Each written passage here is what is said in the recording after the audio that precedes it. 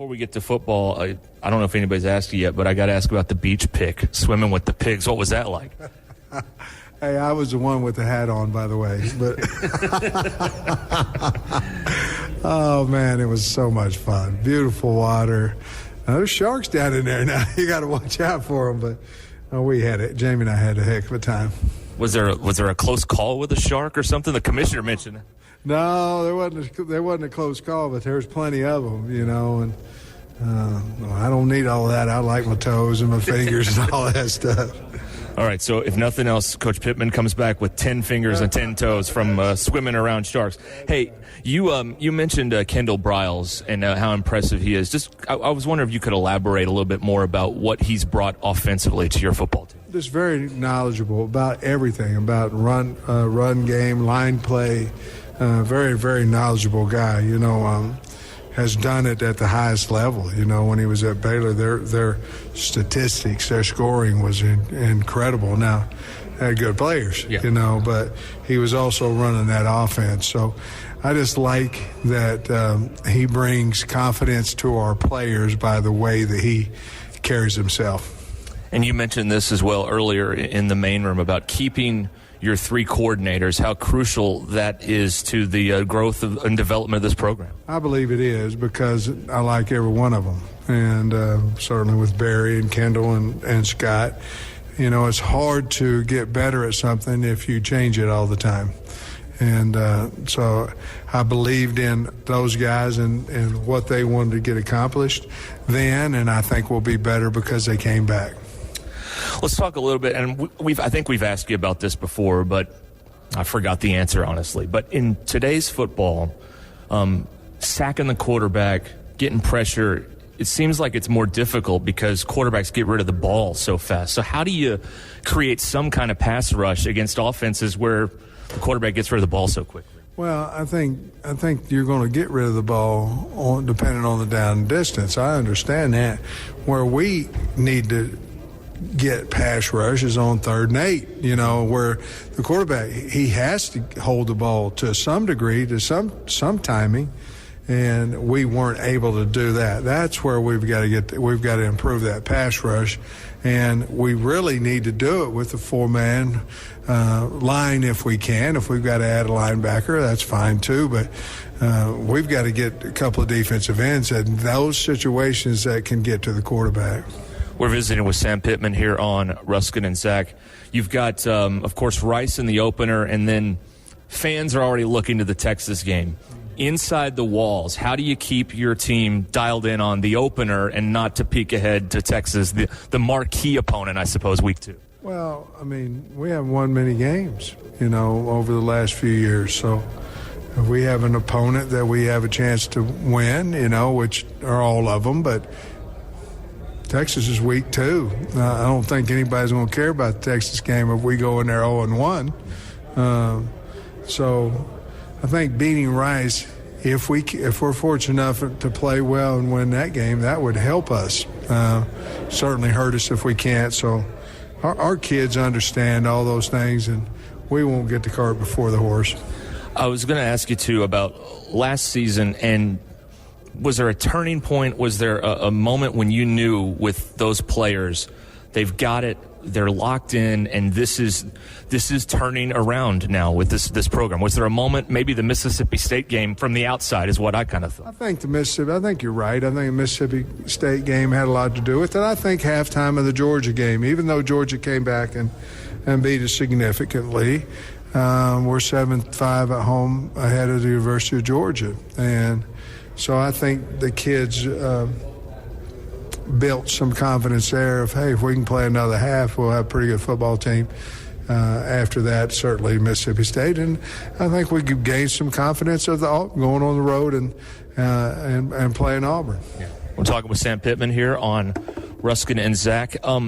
Give us kind of some of the reports you're getting on your off season and how that program's gone, who's kind of excelled, that kind of thing. Yeah. You know, we're getting bigger. We look like an SEC football team.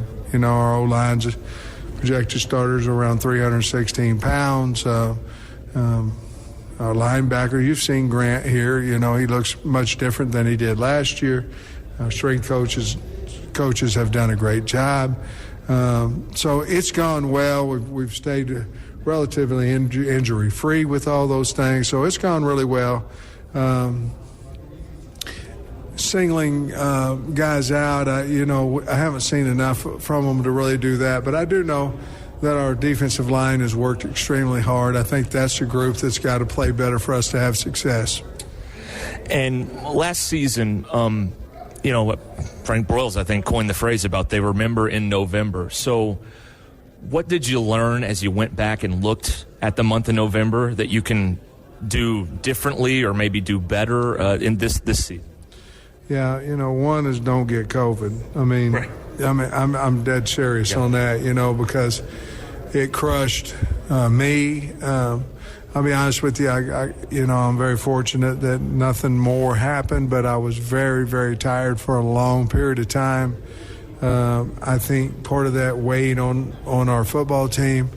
And but with that said, I think we were still ready for every single game we played besides Alabama, and Alabama embarrassed us, and we weren't ready to compete in that football game, and that's my fault.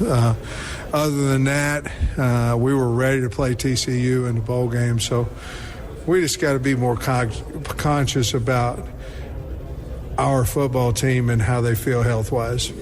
And I guess at some point, I assume part of the job that you kind of miss is going around the state more and meeting with the fans and that kind of thing, which has been lost this last 18 months or so. It certainly has. We've done a few of them now, but we've done 4 or 5 of them. But, the fans want to see me. I want to see them. Yeah. I want to thank them for what they've done for years and what they've done for my 1 year. And certainly we want them to get in that stadium here come September 4, and I believe that they will. I think they love the Arkansas Razorback. We have to give them reason to come in there too, and we're certainly working to do that. Before I let you go, just kind of an overall kind of state of Razorback football, if you will, from your perspective, getting ready for your August training camp in this upcoming season. We got a lot of work to do. We have done a lot of work, however. I like the football team. I like the camaraderie in we have a good locker. I'm very proud of the new coaches we have. Proud we kept all the ones that we did. Got a tough schedule, but we're ready for a challenge. Coach, good luck to you this season. Thanks for spending time with us. Good to see you, buddy. All right. That is Sam Pittman here at SEC Media Days a short while ago visiting with me. And, the thing, Zach, there's not a lot of spin with this guy. I mean, he lays it out there. Missouri's been beating us a lot lately. We didn't show up against Alabama in that game. There's not. He kind of just lays it out there the way that it is, and there's not a lot of smoke and jive with this guy when he talks. There's not a lot of we're going to. There's not a lot of the political promises. It's okay. This is what we did. This is what we're doing. And this is where we're headed. It's not, hey, we're going to compete for a championship. We're not, we're not here to paint houses kind of crap. He's very genuine. He's very honest about where his team is, and I think that helps keep the expectations from hitting. Hey, we're going to go double-digit wins here. I think everybody understands that this is year 2 of a rebuild, and year 1 was really difficult because you didn't have any spring. You had a shorter season, no postseason. We're still on the building path here. Yeah, and I know another thing that I'd never heard before, but to hear him talk about his experience with COVID and how the fatigue really was a factor for him in the month of November when they had when they went on that dry spell at the end of last season. Again, some people may call it excuses. Maybe they're actually reasons instead of that. But I thought that was pretty candid and honest for him to talk about that, too. Look, there were a lot of teams that apparently weren't prepared for Alabama. They weren't the only one that got housed by the Crimson Tide. So maybe you put that one to the side. But, there were games last year, LSU being one of those games. You could have beaten LSU. Should have beaten LSU. And, some things didn't quite go your way. So, but with another year, experience, those kinds of things, you should limit those sorts of mistakes, put yourself in a better position to win. I liked I like that he was honest. I thought he seemed, at least at the beginning of the media, of his opening statement at least, he just seemed a little bit nervous. Then he settled in, he made a joke, got a laugh, and everything was fine. Yeah. I thought he answered all his questions. All the questions. There's an 18 or 19 minute Q&A that we'll go through in a little bit. But I thought he was genuine. He was honest. And to be fair, the only person that I've seen this week that really wasn't genuine or honest is Nick Saban. I mean, Saban's trying to downplay the fact that he's got the best team in the country. And, some of that I get. But Saban was probably the most disingenuous. Everybody else was, I thought, pretty forthright and honest.